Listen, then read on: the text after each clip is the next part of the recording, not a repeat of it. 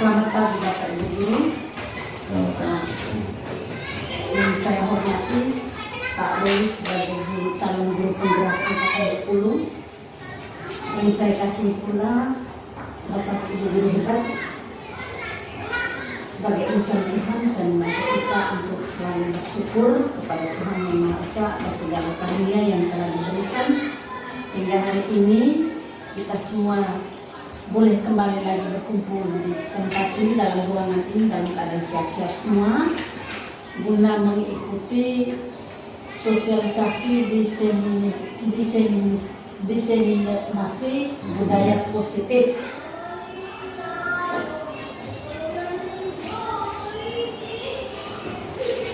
Kiranya Tuhan selalu menyertai kita dalam segala tugas dan karya kita.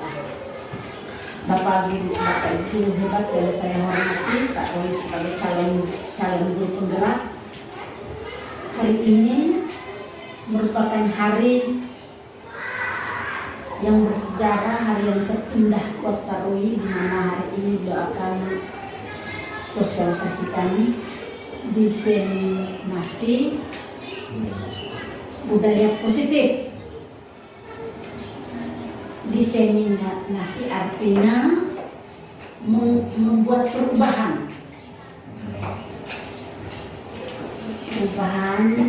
dalam hal ini budaya yang selama ini kita sudah jalani, tetapi mungkin ada hal-hal yang tidak sesuai, maka dibuat perubahan sehingga kita semua baik.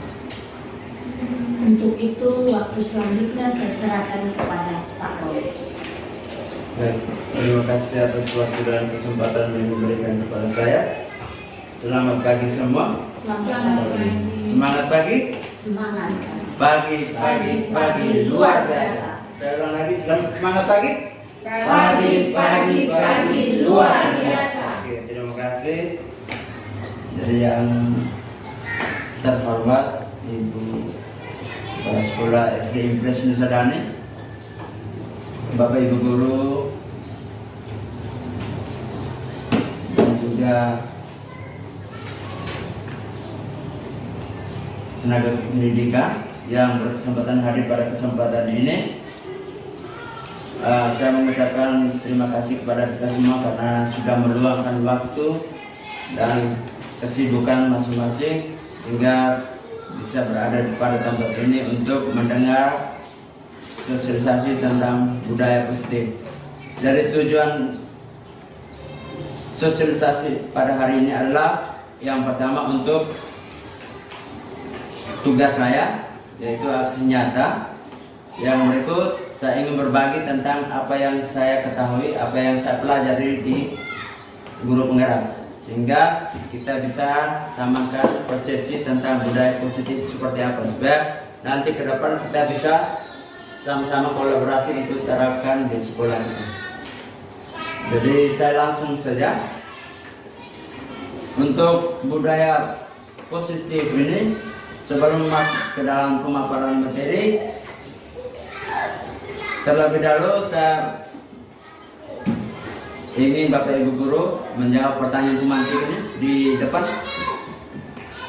Dijawab setuju atau tidak. Yang pertama, pemberian hukuman dapat mendisiplinkan siswa. Setuju atau tidak? Tidak. Oke. Pemberian hadiah meningkatkan prestasi siswa. Setuju atau tidak? Guru harus memberikan solusi terhadap permasalahan siswa. Setuju atau tidak? Oke. Jadi Bapak Ibu Guru sudah menjawab seperti itu. Sebentar baru kita lihat seperti apa yang jawaban yang sebenarnya ya. Jadi kita masuk pemaparan tentang budaya positif. Jadi budaya positif ini merupakan perwujudan dari nilai-nilai keyakinan universal yang diterapkan di sekolah. Jadi coba kita bisa melihat nilai-nilai yang di sekolah, ada di sekolah kita seperti apa. Nilai-nilai universal yang kita miliki di sekolah, yang kita biasa terapkan. Kesopanan, kedisiplinan, apa lagi yang kita biasa terapkan di sekolah? sopan santun, menghargai. Saling menghargai. Jadi itu adalah nilai-nilai budaya positif. Itu dikatakan nilai kebajikan universal. Terus yang untuk mewujudkan budaya positif ini ada beberapa materi. Dalam lingkupan materi ada konsep inti, ada 6. Lihat seperti terpapar di depan. Pertama, konsep intinya disiplin positif, motivasi perilaku manusia, keyakinan kelas atau sekolah, kebutuhan dasar manusia, posisi kontrol seorang guru, dan terakhir segitiga restitusi. Dari ke-6 konsep ini, menurut Bapak Ibu sekalian, mana yang paling menarik? Cuma seri-seri, mana yang paling menarik? Kalau di depan. Ibu ini? Yang kedua, Itu kepala sekolah, yang kedua motivasi perilaku. Ibu yang lain? Keyakinan kelas atau sekolah. Jadi kita masih budaya positif, konsepnya seperti yang pertama, kita harus memahami dulu, kita lakukan permainan dulu sehingga kita bisa masuk dalam konsep inti budaya positif. Jadi saya minta Bapak Ibu guru bisa berdekatan. Nanti permainannya tuh satu orang genggam tangan, satu tangan, nanti satu orang tugasnya untuk buka. Jadi yang berfungsi untuk satu orang untuk kepala tangan itu dia membayangkan sesuatu yang ada di dalam kepala tangan itu yang hitung saja tuh hal yang tidak bisa kita kasih bagian ke orang lain. Itu bilang itu namanya hak ya. Jadi tidak boleh dirampas. Jadi kita pegang gami apa yang mempunyai hak kita. Terus yang kedua tugasnya adalah membuka. Membuka itu dengan cara membujuk, merayu, atau memarahi, intimidasi terserah dia. Yang penting dia paksa harus buka. Bisa? Coba. Coba tes. Satu kartu.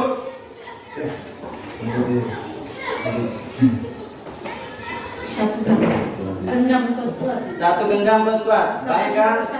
Nah, buka usahakan buka. Harus berusaha untuk buka. Mari kita buka. Buka. Dengan ekspresi bukalah. Harus ekspresi. Buka. Apa Buka. Cakep bukan? Susah. Coba pasang ke Ibu Rini. Coba. Ibu Rini kartu tangan satu. Coba gantian. Udah. Tolong Pak Hatun usahakan buka Ibu Rini punya kartu pantangan tuh. Bisa bujuk atau rayu, bisa intimidasi, bisa pukul, tapi yang penting usahakan buka.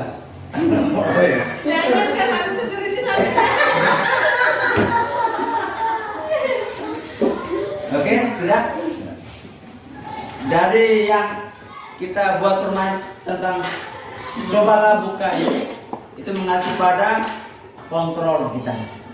Jadi kenapa tadi Ibu Rini tidak bisa buka tangan? Kenapa Ibu Yani tidak bisa buka kartu pantangan? Karena apa? Masalah apa?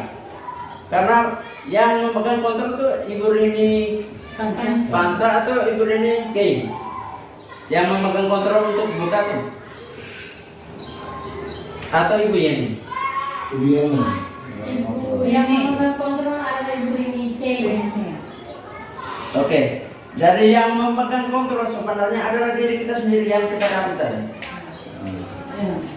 Kan kita yang si B itu paksa harus buka, tetapi yang kita pegang, yang paling kontrol adalah si A. Kita yang mengendalikan semua, buka atau tidak terserah kita. Kan kita yang pegang kontrol. Dan sama juga dengan kita terapkan di anak-anak. Jadi kita jangan berpikir bahwa kita sebagai guru itu memegang kontrol kepada anak-anak, salah. Seharusnya anak-anaknya sendiri yang memegang kontrol. Jadi kita lanjut tentang pergeseran paradigma tentang teori kontrol ini menurut Dr. William Glasser nih. Yang pertama, ilusi guru mengontrol murid. Guru mengontrol murid, benar atau tidak? Salah. Apa menurut kita benar atau tidak? Tidak. Murid, Mengontrol. guru tidak bisa mengontrol murid. Murid sendirilah yang mengontrol. Iya.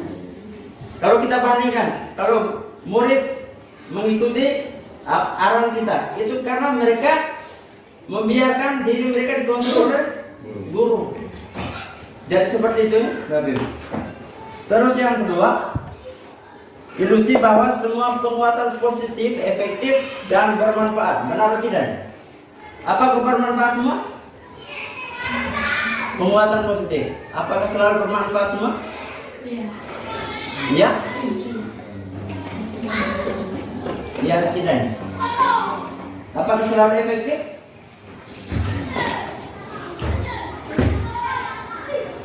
Penguatan positif. Setuju. Dari penguatan positif ini tidak selalu efektif, Bapak Ibu. Tidak selamanya efektif. Kalau kita lakukan cuma 1-2 kali itu bisa. Kalau seterusnya itu akan menimbulkan permasalahan. Karena mereka akan menganggap bahwa semua yang mereka lakukan adalah mereka butuh perhatian dari guru saja, tanpa kesadaran dari dalam diri mereka. Jadi yang berikut, ilusi bahwa kritik dan membuat orang merasa bersalah dapat menguatkan karakter. Benar atau tidak? Kritik dapat membuat orang merasa bersalah dan menguatkan karakter. Seharusnya tidak. Dan kritik itu bisa menyakitkan murid-muridnya. Terus, ilusi bahwa orang dewasa memiliki hak untuk memaksa. Kita biasa guru begitu, paksa anak-anak seperti itu. Kita punya bilang kita sudah dewasa, kita punya hak untuk memaksa. Ternyata itu kekeliruan ya. Kalau mereka tidak kita paksa mereka tidak nolak kan mereka, karena mereka yang sendiri kontrol diri. Mereka belum membuka diri mereka untuk dikontrol. Yang berikut, nah bagaimana seorang bisa berubah dari paradigma stimulus respon kepada pendekatan teori kontrol tadi itu. Jadi arti dari stimulus respon ini adalah rangsang dari luar. Rangsang dari luar. Jadi Bapak Ibu lihat di sebelah kiri stimulus respon, di sebelah kanan teori kontrol. Di sebelah kiri itu kita beranggapan bahwa semua pandangan kita itu secara menyeluruh. Kita saja bilang secara umum ya. Jadi di stimulus respon realitas kebutuhan kita sama. Jadi kita beranggap semua itu kebutuhan kita semua sama ya. Padahal di teori kontrol realitas kebutuhan kita berbeda. Tidak semuanya sama, tergantungnya dari setiap orang mempunyai kebutuhan yang berbeda. Nah, semua orang melihat hal sama, tetapi di teori kontrol setiap orang memiliki gambaran berbeda. Walaupun kita lihat sama, tapi memiliki pandangan berbeda, memiliki gambaran berbeda. Terus kita mencoba mengubah orang agar berpandangan sama dengan kita. Ini kita mengharap, tetapi di teori kontrol kita berusaha harus memahami pandangan orang lain tentang dunia. Jadi kita tidak memaksa ya, kita tidak memaksa mereka harus ikut kita punya pemahaman, tetapi kita harus memahami pandangan mereka. Terus perilaku buruk dilihat sebagai suatu kesalahan. Daripada umumnya kita lihat perilaku buruk ini pada umumnya adalah suatu kesalahan, tetapi di teori kontrol menekankan bahwa semua perilaku buruk itu ada tujuannya. Ada tujuannya. Kenapa dia perilaku buruk? Karena ada tujuan, ada hal di baliknya. Terus orang lain bisa mengontrol saya. Kalau di teori kontrol hanya Anda yang bisa mengontrol diri. Lalu saya bisa mengontrol orang lain. Di teori kontrol Anda tidak bisa mengontrol orang lain, cuma orang lain yang sendiri yang mengontrol diri. Lalu pemaksaan ada pada saat bujukan gagal. Jadi kebanyakan kita memaksa anak-anak tuh saat mereka tidak mau, saat mereka gagal tuh kita paksa mereka. Tapi di teori kontrol kita harus lakukan pendekatan adalah kolaborasi dan konsensus menciptakan pilihan-pilihan baru. Jadi kita cari solusi. Terus model berpikir menang kalah. Jadi kita punya beranggapan hukum rimba tuh menang kalah tuh. Yang menang dia di atas, yang kalah di bawah. Tapi di teori kontrol beranggapan bahwa menang. Itu adalah saling menguntungkan. Terus kita masuk di disiplin positif. Jadi sebelum masuk disiplin positif ini saya tanya Bapak Ibu, disiplin itu mana? Coba melalui gambaran umum dari yang terlintas di pikiran Bapak Ibu, disiplin positif itu kaitan seperti apa? Kalau kita lihat, kalau disiplin itu ada kaitan dengan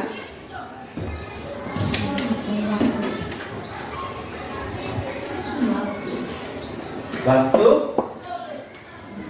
hukuman, tentang peraturan tuh. Nah, itu kaitan. Dia kaitan dengan apa? Hukum dan peraturan, kalau disiplin. Tetapi disiplin positif ini itu mempelajari bagaimana cara kita mengontrol diri dan bagaimana menguasai diri untuk memilih tindakan yang mengacu pada nilai-nilai yang kita hargai. Jadi inti dari disiplin positif adalah kita melatih untuk mengontrol diri kita sendiri. Dan perlu ditanamkan adalah nilai-nilai yang tadi itu, sopanan, nilai menghargai itu kita tanamkan seperti di dalam, sehingga mereka memunculkan motivasi intrinsik dalam diri mereka. Kalau contohnya hukuman atau penghargaan itu merupakan motivasi eksternal, motivasi dari luar. Tetapi kita mengharapkan disiplin positif itu adalah motivasi dari dalam diri mereka sendiri. Jadi kita membayangkan ini adalah jangka panjang nih kalau motivasi. Nah, nilai kebajikan yang tadi kita sampaikan itu arahnya adalah pada apa nih? Profil pelajar Pancasila. Arahnya di situ. Nilai kebajikannya. Dari disiplin kita tanamkan disiplin itu nilainya arahnya di sini. Mewujudkan profil pelajar Pancasila. Jadi di dalam kaitkan semua tentang nilai-nilai kebajikan.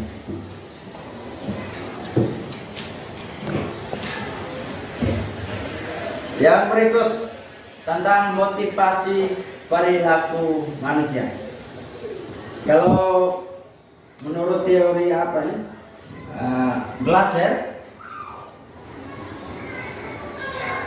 ada 3 motivasi perilaku yang kita lihat di paparan depan. Yang pertama untuk menghindari ketidaknyamanan atau hukuman. Biasanya motivasi karena mereka ikut terlibat karena ada hukuman, mereka takut tuh. Jadi ada motivasi harus kerja karena takut hukuman tuh. Biasanya begitu ya anak-anak mereka. Terus untuk mendapatkan imbalan atau penghargaan dari orang lain. Kebanyakan motivasi itu kita lihat dari penghargaan. Mereka kasih penghargaan baru kita tergerak. Dan seperti kita memberikan hadiah saat mereka kerjakan tugas, nanti kita iming-iming bilang dapat poin 10 kasih hadiah. Dan seperti itu. Terus yang ketiga, menjadikan orang yang mereka inginkan dan menghargai diri sendiri dengan nilai-nilai yang mereka percaya. Jadi motivasi ini adalah motivasi intrinsik yang nomor 3 ini. Itu mereka menyadari bahwa mereka menghargai diri mereka sendiri dengan nilai-nilai yang mereka percaya. Jadi nilai-nilai tadi seperti tadi itu, profil pelajar Pancasila. Yang dari ketiga motivasi ini, apakah Bapak Ibu biasa lakukan di posisi mana? Motivasi untuk anak di posisi mana? Satu. Biasanya kita di satu ya, karena hukuman dulu ya. Jadi kita memaksa anak-anak tuh harus ikut. Jadi anak-anak mereka berpikir bahwa mereka ikut karena takut hukuman. Jadi seperti itu. Tetapi kita mengharapkan disiplin positif itu adalah di poin yang ketiga, adalah menghargai diri sendiri dengan nilai-nilai kebajikan yang mereka percaya. Itu adalah yang diharapkan tentang disiplin positif ini. Jadi yang berikut, nah ini hukuman dan konsekuensi. Jadi menurut Bapak Ibu sekalian, apakah hukuman dan konsekuensi ini sama atau berbeda nih? Hukuman dan konsekuensi sama atau berbeda? Berbeda? Alasannya apa? Kalau hukuman?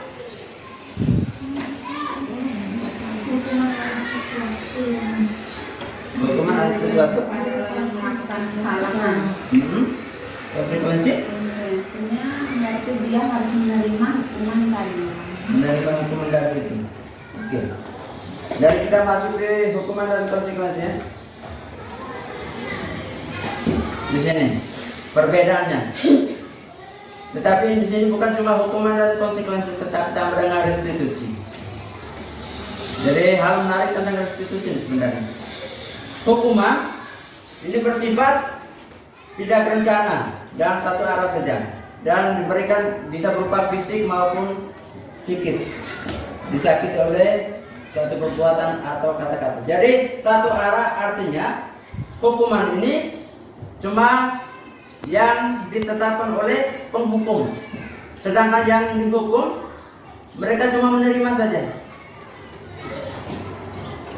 Bisa hukum cuma satu arah saja. Jadi saya kasih contoh, kau datang terlambat berlutut, itu sama maksa, itu bukan berdasarkan kesepakatan dari anak dulu ya, saya sendiri. Jadi satu arah saja.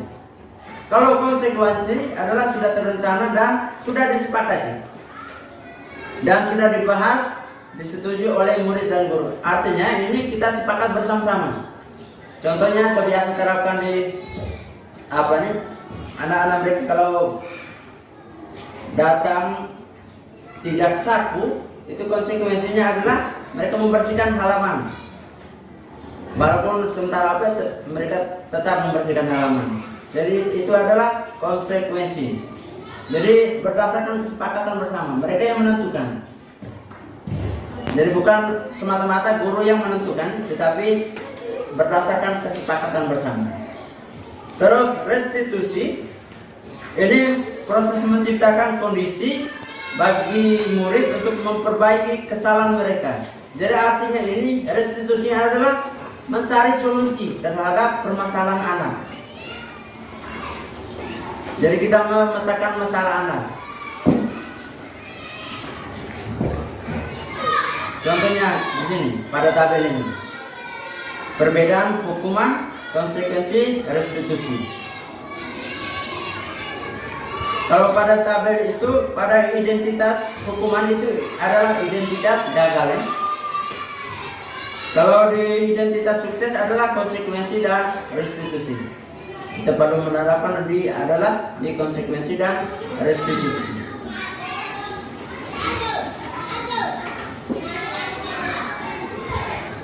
Nah, ini pertanyaan untuk kita semua, bisa dijawab. Dijawab hukuman atau konsekuensi ya. Nomor 1, mencatat 100 kali di dalam buku kalimat, saya tidak akan terlambat lagi karena terlambat ke sekolah. Ini hukuman atau konsekuensi? Mencatat 100 kali di dalam buku kalimat, saya tidak akan terlambat lagi karena terlambat ke sekolah. Ini hukuman atau konsekuensi? Hukuman? Dari yang salahnya adalah konsekuensi. Karena mereka mengingatkan, jangan, saya tidak akan terlambat lagi. Bisa? Yang kedua, lari mengelilingi lapangan basket 2 kali karena terlambat hadir di sekolah. Ini hukuman atau konsekuensi? Ya benar, hukuman karena tidak connect dengan apa tindakan yang dilakukan tidak connect sama sekali. Membersihkan coretan yang dibuatnya di meja tulis, hukuman atau konsekuensi? Konsekuensi itu dia melatih anak untuk bertanggung jawab. Kalau dia sudah begitu berarti harus membersihkan. Itu konsekuensi. Terus 4, murid diminta untuk push up 15 kali karena tidak menggunakan masker ke sekolah. Ini hukuman atau konsekuensi? Hukuman tidak boleh sama sekali.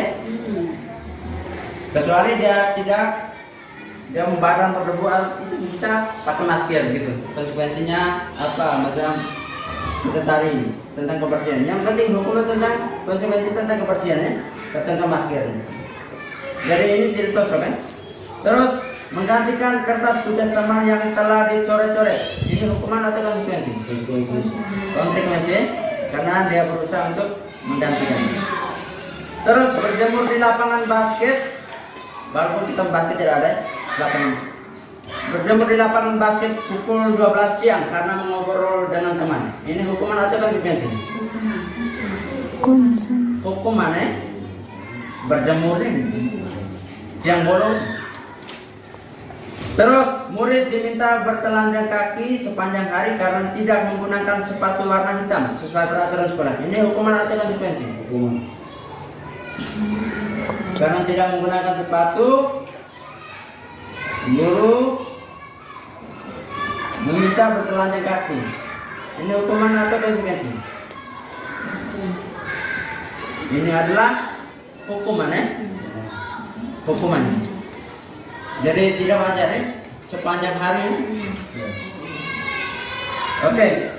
Berdiri di depan kelas sambil mengangkat kaki satu kaki karena tidak bisa menjawab pertanyaan. Hukuman atau konsekuensi? Ini adalah hukuman.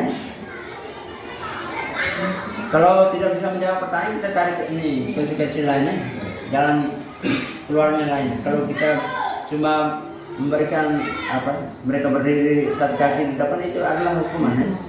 Terus membersihkan tumpahan air di meja tulis karena tersenggol pada saat belajar. Ini hukuman atau konsekuensi? Membersihkan tumpahan air di meja tulis karena tersenggol pada konsekuensi karena dia bertanggung jawab. Terus kehilangan 10 menit jam istirahat untuk mengerjakan tugas karena terlambat datang dan tertinggal pelajaran selama 10 menit. Ini hukuman atau konsekuensi? Konsekuensi. Karena dia terlambat maka dia kehilangan 10 menit jam istirahat. Bisa mengerti Bapak? Bisa, Pak. Yang berikut kita masuk. Dihukum oleh penghargaan. Coba. Artian dari dihukum oleh penghargaan. Siapa yang bisa mengartikan? Dihukum oleh penghargaan.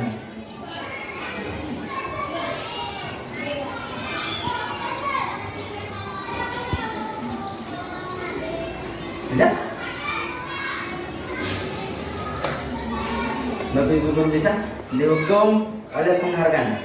Misalnya penghargaan itu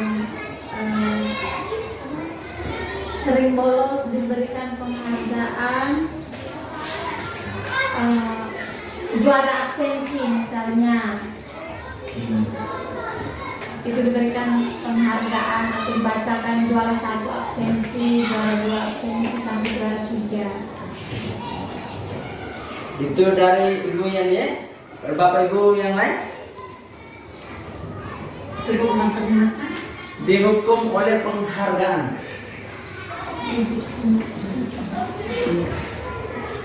Memaksa anak untuk mendapatkan penghargaan. Memaksakan anak untuk mendapatkan penghargaan. Bapak Ibu guru yang lain? diberi penghargaan dengan persyaratan. Diberikan penghargaan dengan Satu persyaratan, Satu persyaratan. harus memperoleh satu prestasi. harus memperoleh suatu prestasi. Jadi baik Bapak Ibu, terima kasih untuk pendapat ini Bapak Ibu semua. Dihukum oleh penghargaan, artinya penghargaan itu bisa menghukum manusia. Walaupun kita ambil dari sisi positif, itu adalah menguntungkan.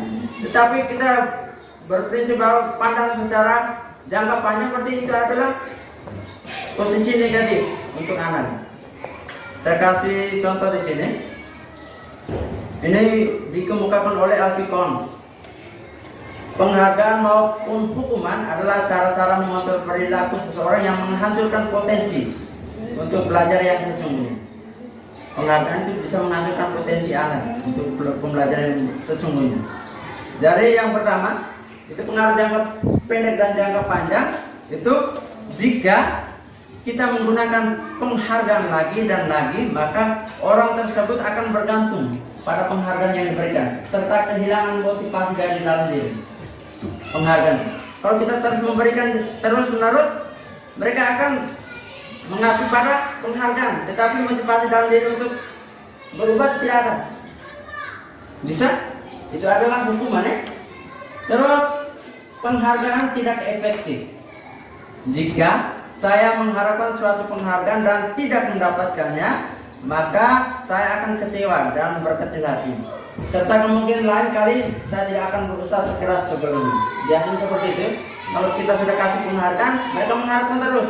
Kalau tiba-tiba kita tidak kasih penghargaan, motivasi mereka akan menurun. Jadi biar sudah, itu hari mau kasih apa nih penghargaan tidak ada lagi. Buat apa saya ikut-ikut? Buat apa saya turut? Seperti itu ya. Itu tidak efektif. Yang berikut, penghargaan merusak hubungan. Yang mana mereka yang percaya bahwa mereka tidak memiliki kesempatan untuk mendapat penghargaan akan berhenti mencoba. Dari ini berlaku untuk siswa yang memiliki kompetensi yang apa ya, rata-rata ya, di bawah ya. Jadi mereka punya anggapan bahwa yang pintar tetap juara, yang kami yang apa nih sebatas itu tetap sebatas seperti ini, bahkan tidak akan berkembang. Maka mereka menganggap akan menimbulkan rasa apa nih, merusak hubungan. Jadi mereka rasa iri tuh, ini juara terus saya tidak. Jadi ada untuk yang interaksi antara anak-anak itu agak rusak hubungan mereka. Terus penghargaan mematikan kreativitas. Penghargaan mematikan kreativitas. Ini murid-murid diminta berpikir mengenai hadiah atau penghargaan yang bisa mereka dapatkan bila berhasil menulis sebuah puisi. Artinya kita sudah mengiming-iming bahwa mereka harus membuat sesuatu yang menarik karena ada dapat hadiah. Jadi nanti kesannya negatif adalah mereka cuma mengharapkan apa nih, penghargaan saja, tetapi yang kualitasnya atau tingkat kreativitasnya menurun. Mereka tidak akan berkembang. Oke, kita lanjut tentang keyakinan kelasnya. Jadi saya tanya Bapak Ibu, mengapa harus keyakinan kelas, bukan peraturan kelas saja? Mengapa harus keyakinan kelas, bukan peraturan kelas? Kenapa? Mengapa keyakinan kelas? Mengapa tidak peraturan kelas? Coba Bapak Ibu, kalau peraturan bagaimana? Keyakinan bagaimana? Peraturan imbasnya pada hukuman. Peraturan imbasnya pada hukuman. Keyakinan? Konsekuensi. Dari peraturan itu cuma satu arah saja. Kalau peraturan sekolah berarti guru yang membuat aturan, bukan kita libatkan dengan murid, tidak toh? Kalau keyakinan kelas kita libatkan dengan siswa, membuat kesepakatan bersama. Itu bedanya. Jadi sangat diharapkan kita harus membuat keyakinan kelas supaya semua sepakat. Kalau peraturan berarti cuma satu atau guru-guru saja yang menentukan, siswa lain yang mengikuti.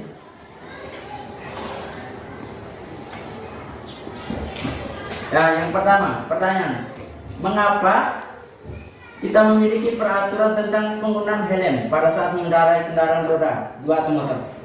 Mengapa? Mengapa kita memiliki peraturan tentang penggunaan helm pada saat mengendarai kendaraan roda 2? Kenapa? Melindungi diri pada saat kecelakaan. Melindungi diri pada saat kecelakaan. Takut kena tilang? Bisa. Bisa. Yang kedua, mengapa kita memiliki peraturan tentang penggunaan masker dan mencuci tangan setiap saat? Terhindar dari polisi-polisi. Terhindar dari polusi.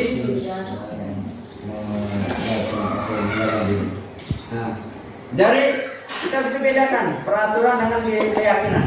Jadi ini adalah peraturan. Bisa? Jadi keyakinan kelas itu adalah kita cari nilai di dalamnya. Contohnya, mengapa kita memiliki peraturan tentang penggunaan helm pada saat mengendarai kendaraan? Jadi nilainya adalah nilai keselamatan. Itu yang kita terapkan. Bukan nilai karena takut kena tilang, tapi nilai yang sebenarnya adalah nilai keselamatan. Begitu juga dengan kedua, mengapa kita memiliki peraturan tentang penggunaan masker dan mencuci tangan? Adalah nilainya adalah kesehatan, kebersihan. Seperti itu. Jadi itu yang kita harus terapkan kepada anak-anak. Artinya bahwa sesuatu yang kita buat keyakinan kelas itu mereka memiliki apa nih? Di dalam keyakinan kelas ada nilai-nilai kebajikannya. Jadi mereka memahami, oh kenapa mereka harus ikut seperti ini? Karena arahnya itu, nilainya itu. Kalau kita kasih contoh, kalau kita buat peraturan, siswa datang ke sekolah harus tepat jam 7. Siswa cuma ikut peraturan saja, tetapi tidak memahami kenapa kita harus datang tepat jam 7. Ya kan? Jadi nilai yang diterapkan adalah apa? Nilai komitmen, harus komitmen terhadap aturan, seperti itu. Jadi kita harus menjelaskan tujuan dari keyakinan kelas yang kita buat. Jadi untuk meningkatkan motivasi istri kita seperti itu, kita harus tanamkan nilai-nilainya. Dan mereka memahami tujuan mereka melakukan itu seperti apa. Kenapa mereka melakukan ini? Kenapa mereka melakukan ini? Karena ada tujuan yang jelas. Jadi ini adalah prosedur pembentukan keyakinan sekolah atau kelas. Ini nanti Bapak Ibu bisa buat di kelas masing-masing. Jadi kita buat kesepakatan kelas. Yang pertama itu mempersilakan warga sekolah atau murid untuk bercurah pendapat tentang peraturan yang perlu disepakati. Jadi kita sharing bersama. Nanti mereka yang tulis. Mereka mau sepakat tentang apa? Itu mereka yang punya ide. Setelah itu kita rangkumnya. Terus mencatat semua masukan-masukan para murid atau warga sekolah di papan tulis atau di kertas besar, di mana semua anggota kelas bisa melihat hasil curahan pendapat. Jadi secara terbuka ya. Jadi setelah suruh mereka menulis apa nih nilai-nilai menjadi keyakinan kelas mereka, kita harus mencatat, membantu mencatat di depan sehingga bisa dilihat oleh semua murid atau lingkup sekolah ya. Terus susunlah keyakinan kelas sesuai prosedur pembentuk keyakinan sekolah. Gantilah kalimat-kalimat dalam bentuk negatif menjadi positif. Contohnya begini, kalau kalimat negatif, kalau dalam peraturan biasanya jangan dilarang ya. Kalau di keyakinan kelas harus ambil nilai positifnya. Contohnya, jangan berlari di kelas atau koridor. Itu peraturan. Kalau keyakinan kelas, kita ambil nilai positif adalah berjalanlah di kelas atau koridor. Dan seperti itu. Kalau dilarang membuang sampah pada tempatnya. Jadi kalau kita ambil nilai positif adalah buang sampah pada tempatnya. Itu adalah keyakinan. Jadi kita ambil nilai positifnya. Itulah yang diterapkan ya. Terus yang berikut, setelah itu kita tinjau kembali dari daftar curahan pendapat yang sudah dicatat tadi itu. Terus membuat pernyataan tertulis berupa peraturan-peraturan. Jadi nanti kebanyakan siswa tulis adalah berupa aturan, dilarang, jangan, dilarang, jangan, itu merupakan aturan. Jadi kita tinggal ganti dia ke segi positifnya, ke pembentukan keyakinan secara positif. Nah, contoh ini, contoh peraturan ini kita ambil dia menilai macam berjalan di kelas, dengarlah guru, datanglah tepat waktu. Nanti kita pisahkan lalu petakan. Oh, ini bagian ini merupakan nilai apa? Ini merupakan nilai apa? Ini merupakan nilai apa? Jadi contoh di sini keyakinan untuk saling menghormati. Jadi di atas itu saling menghormati. Jadi nilai kebajikan adalah hormat. Jadi seperti itu. Macam kebersihan, buanglah sampah pada tempatnya, terus memakai masker. Itu nanti nilai kebajikan adalah kesehatan. Jadi seperti itu.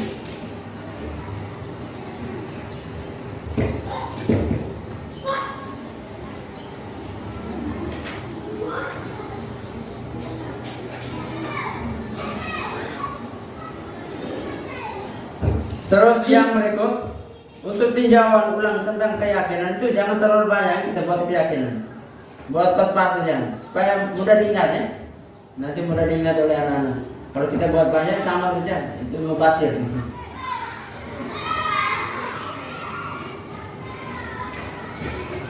Yang berikut, setelah keyakinan sekolah atau kelas selesai dibuat, maka semua warga kelas dipersilakan meninjau ulang untuk menyetujui dengan menandatangani keyakinan sekolah atau kelas. Jadi setelah itu kita buat kesepakatan membuat pemetaan semua, tinggal sepakat bersama. Kalau sudah setuju berarti fix. Kalau belum berarti minta tinjau ulang. Seperti itu. Ini berdasarkan kesepakatan bersama, bukan cuma guru saja, tetapi anak-anak. Terus keyakinan sekolah selanjutnya bisa dilekat di dinding kelas di tempat. Jadi di tempat mudah yang bisa dilihat ya. Jadi setelah kita buat keyakinan kelas, kita lekat di dinding untuk dilihat oleh semua siswa. Jadi mereka sudah buat keyakinan kelas, mereka harus lihat terus, mereka ingat ya. Jadi itu adalah keyakinan kelas. Dan saat ini kita mengharapkan di sekolah kita harus terapkan keyakinan kelas, bukan peraturan ya. Peraturan boleh, tetapi secara umum, tapi keyakinan kelas itu meninjau adalah nilai-nilai kebajikan. Jadi kita perlu tanamkan adalah nilai-nilai kebajikan dalam diri siswa, sehingga mereka bisa memiliki motivasi intrinsik supaya sesuatu yang mereka kerjakan berdasarkan keyakinan mereka percaya. Jadi seperti itu tentang keyakinan. Yang berikut tentang kebutuhan dasar manusia. Coba saya kasih contoh. Macam contohnya ketika saya berada di dalam kelasnya, tiba-tiba seorang anak izin keluar, langsung pergi ke kantin. Jadi kebutuhan dasar apa yang dimiliki oleh anak yang kita analisis dari permasalahan itu?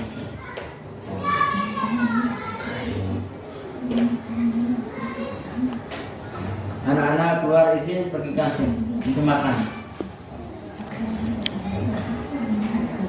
Dari kebutuhan dasarnya adalah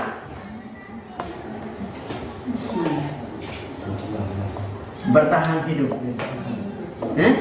Karena mereka makan untuk bertahan hidup.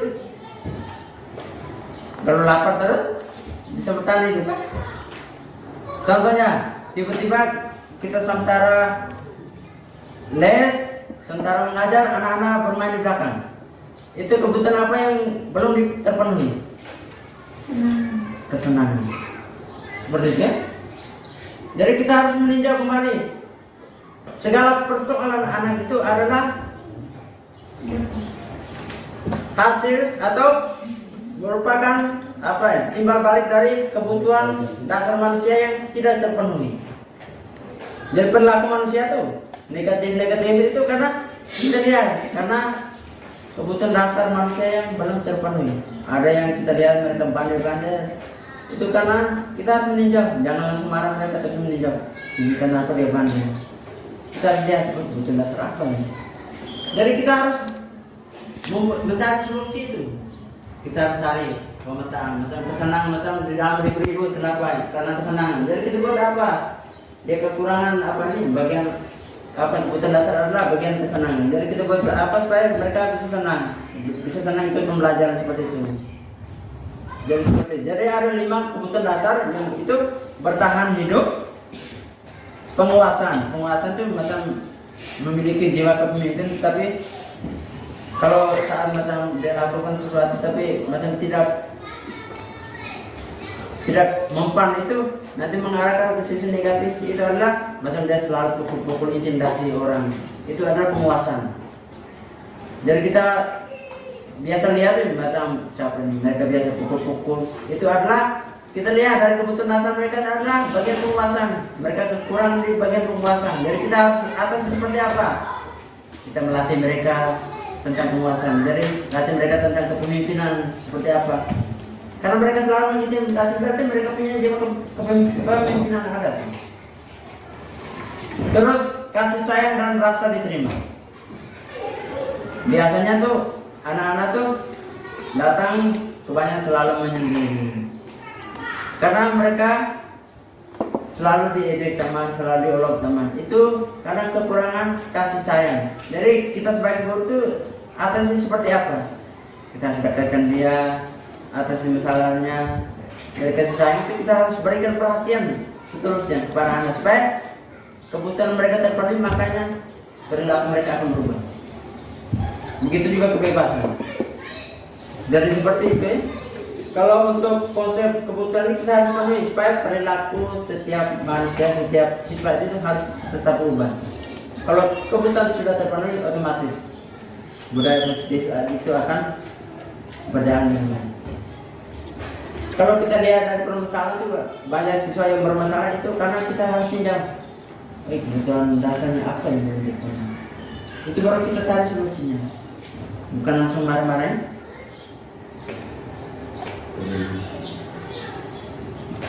Terus yang berikut, posisi kontrol guru.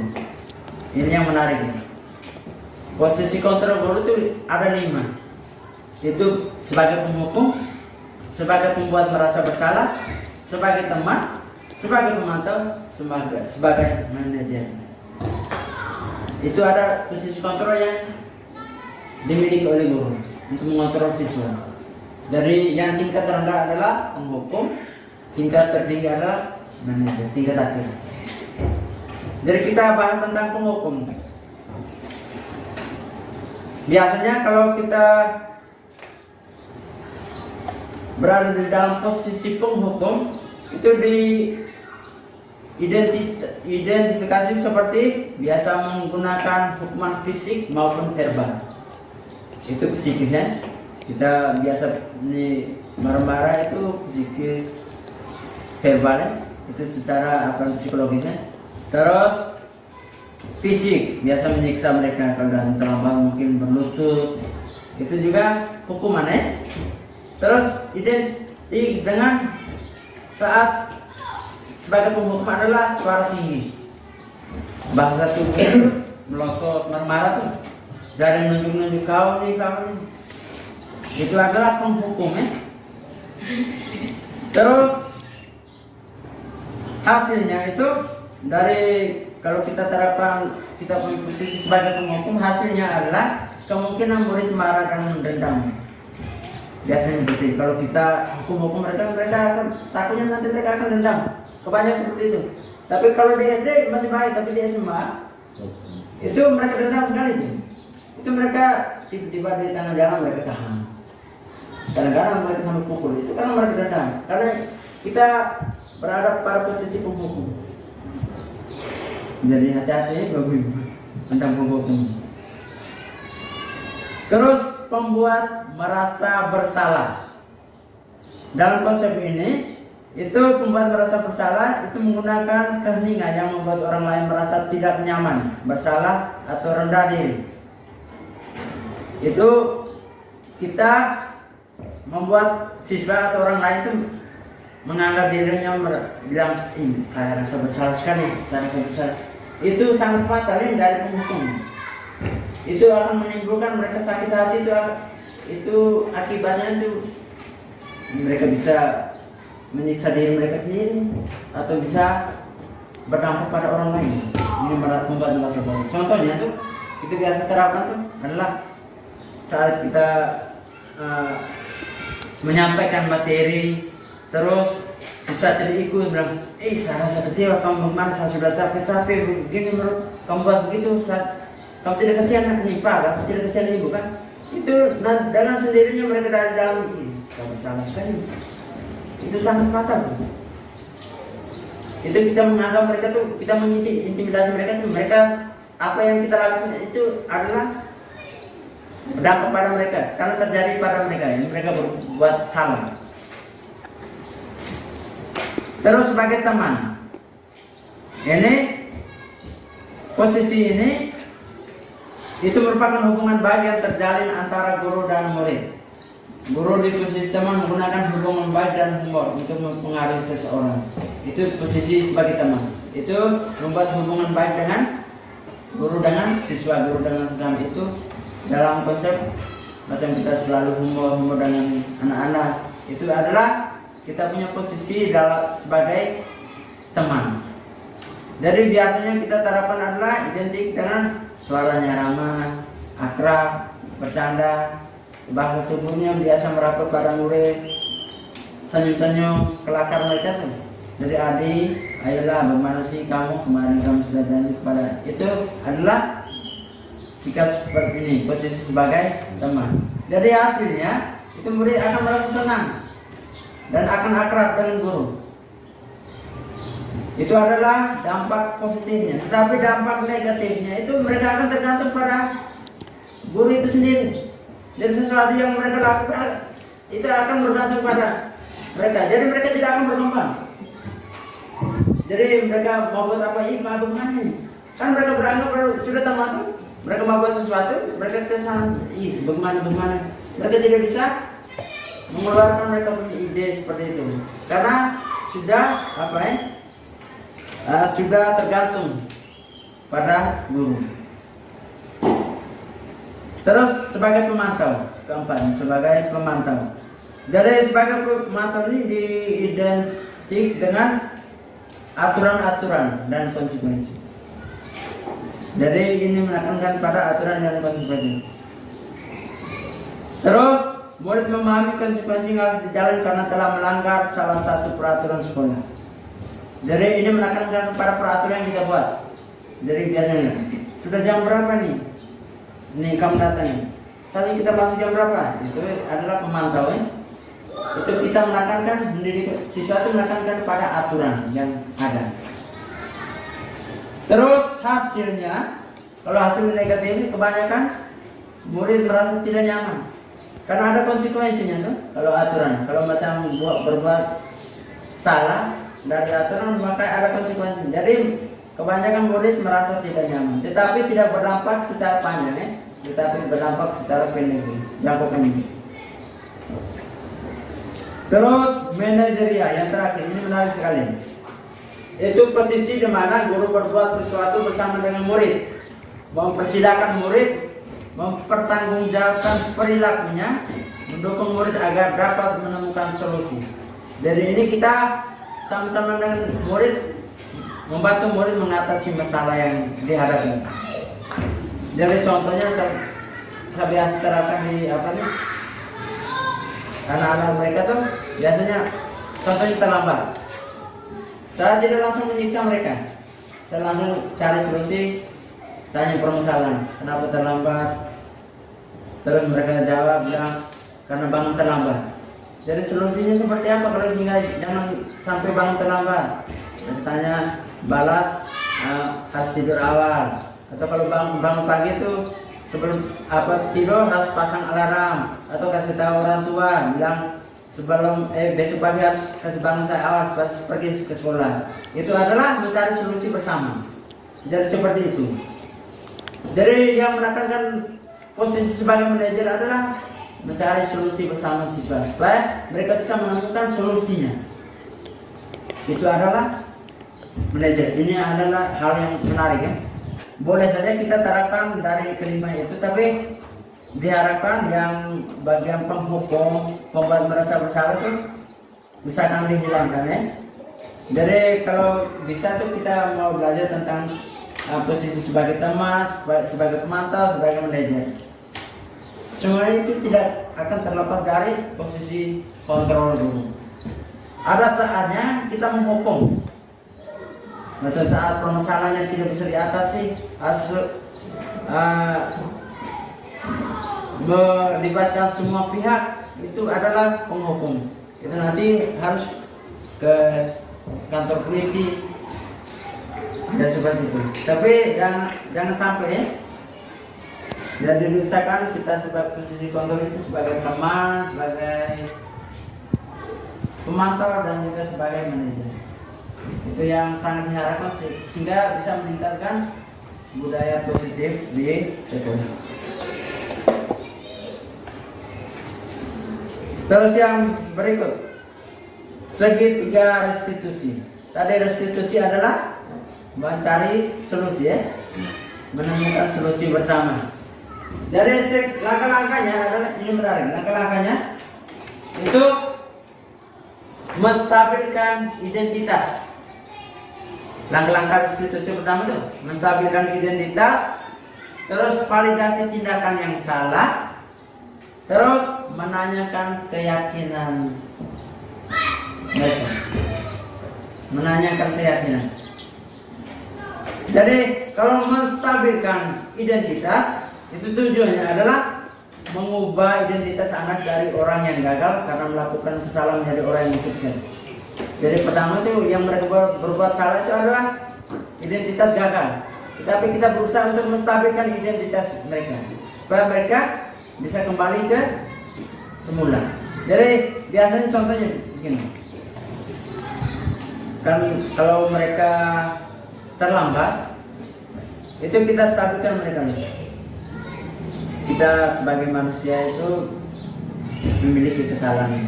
Jadi Pak maklumnya, ya seperti itu menstabilkan identitas. Kita seperti manusia itu tidak ada benarnya, ada hal yang salah. Jadi itu adalah menggerakkan sistem mereka untuk kembali ke posisi normal. Jadi hitung saja mereka tidak terbebani, mereka tidak dipersalahkan. Jadi seperti itu. Terus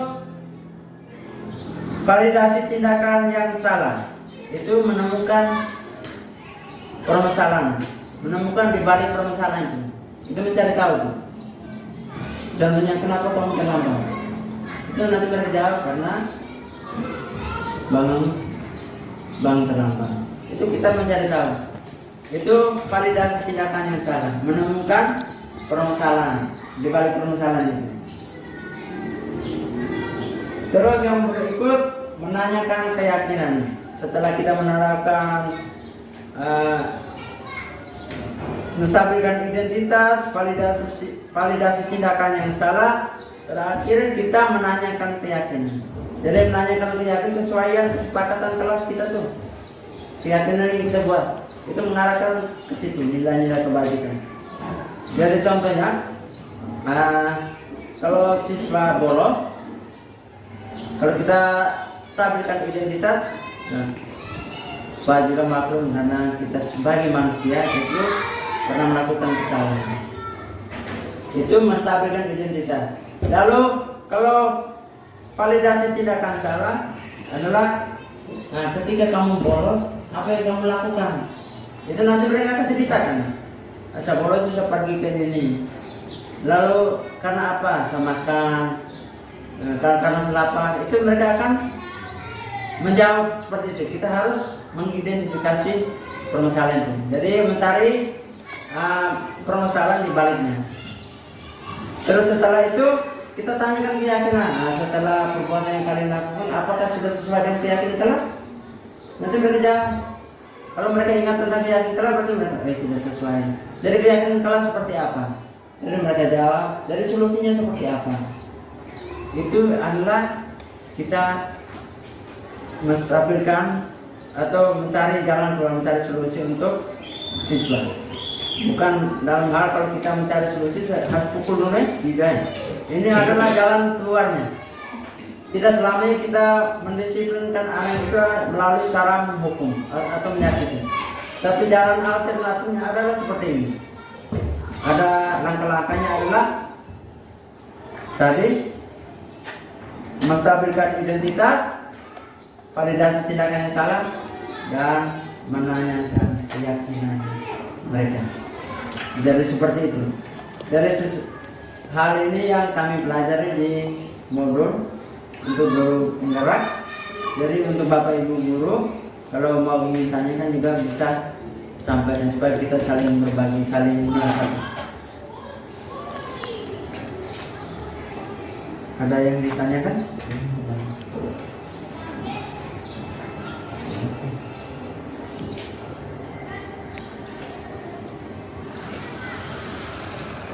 Tidak ada?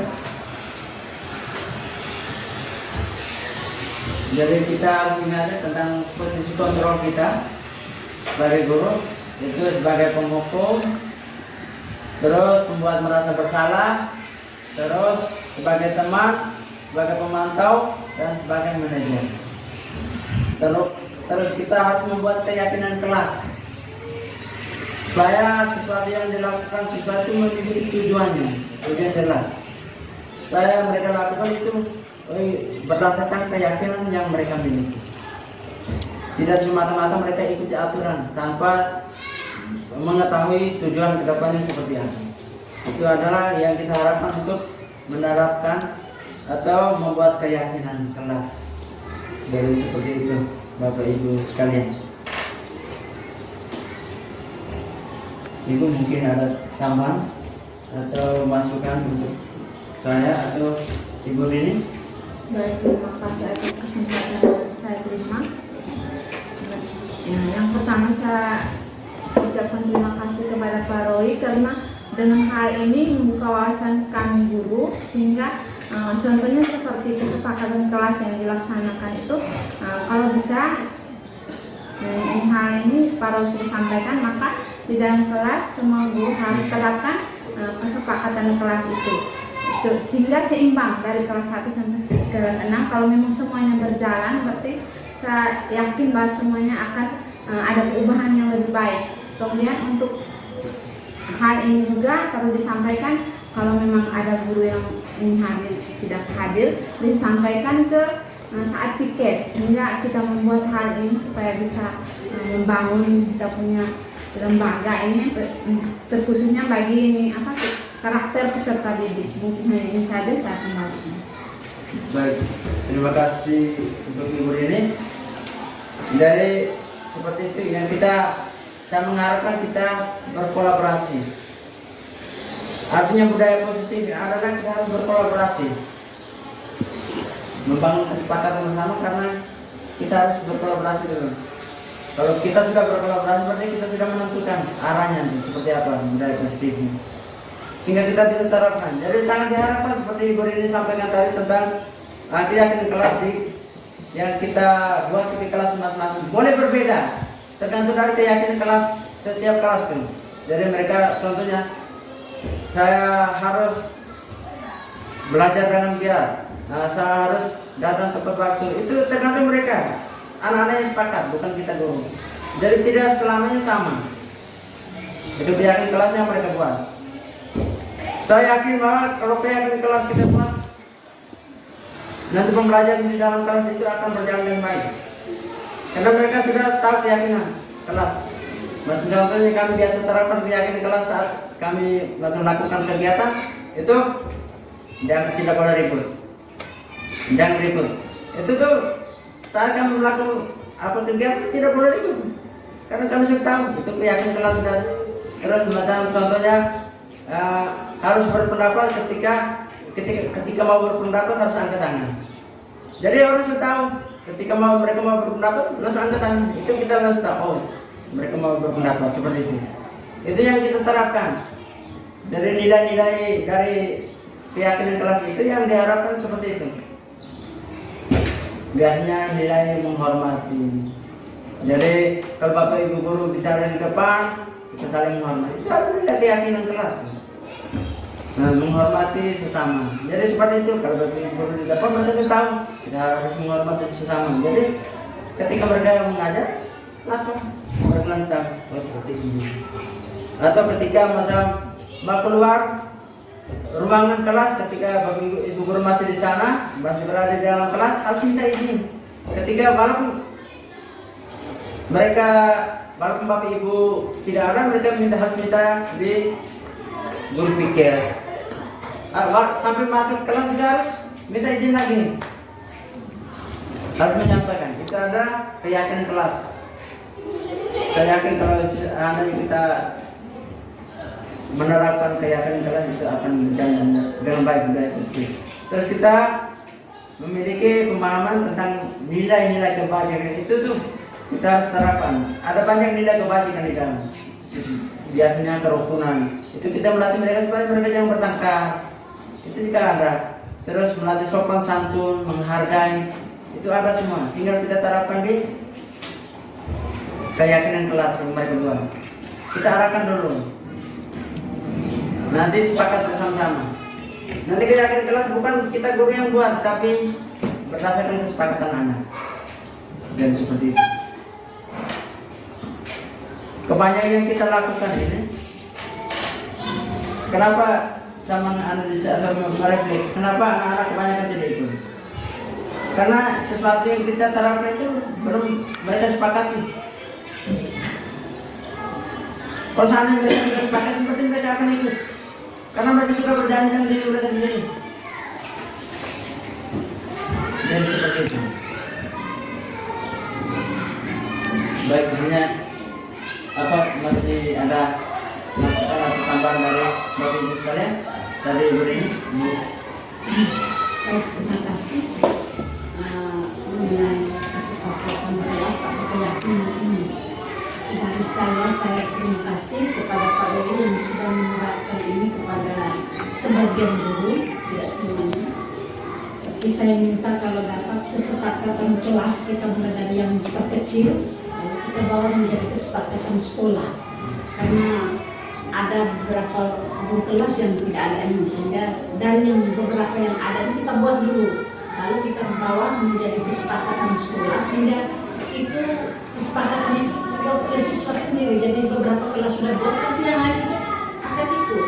Maka untuk itu saya minta kepada calon guru penggerak harus lebih bergerak lagi. Jadi istilahnya bergerak dan menggerakkan. Itu. Bergerak dan menggerakkan. Sehingga kita harus buat sehingga anak-anak itu berespon sebagaimana, lalu ada kolaborasi di antara itu, jangan hanya calon penggerak saja, tapi guru yang lain saling berkolaborasi, sehingga akan tercipta bahwa kesepakatan kelas menjadi kesepakatan sekolah. Terima kasih Ibu. Untuk keyakinan kelas, kalau kita mau terapkan tentang di sekolah itu lebih bagus lagi. Supaya kita satu lembaga sekolah itu punya keyakinan sama. Jadi boleh saja di kelas, tapi kalau kita mengharapkan yang lebih besar seperti yang kita sampaikan, bahwa kita harus membuat keyakinan secara lembaga, itu juga bisa. Itu berdasarkan kesepakatan antara guru dan siswa. Jadi seperti itu. Bantu mungkin ada masukan atau ide ini. Baik, saya kelas dan sampai oleh Ibrahim dan Pak itu kita mau membawa anak kita ini ke depan jadi baik dan efektif, sehingga kita berbuat seperti itu. Karena kita ada dua jurusan yang kita pelajari selama ini, kita guru, ada yang dari SMA, ada yang dari SPI, malah kita tidak setara. Kalau kita setara maka pasti kita akan merubah dengan guru penggerak. Dan itu yang harus kita laksanakan.